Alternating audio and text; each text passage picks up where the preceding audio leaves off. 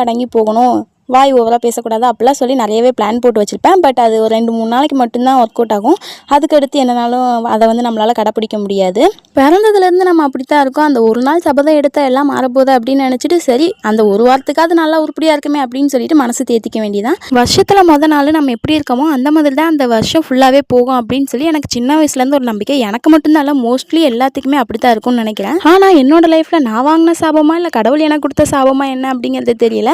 நான் என்னைக்கெல்லாம் சந்தோஷமாக இருக்கணும் அப்படின்னு நினைக்கிறேனோ அன்னைக்கு தான் நான் ரொம்ப அழுவேன் அப்படின்னு சொல்கிறத விட என்னை அழ வச்சிருவாங்க அப்படின்னு சொல்கிறது தான் கரெக்டு.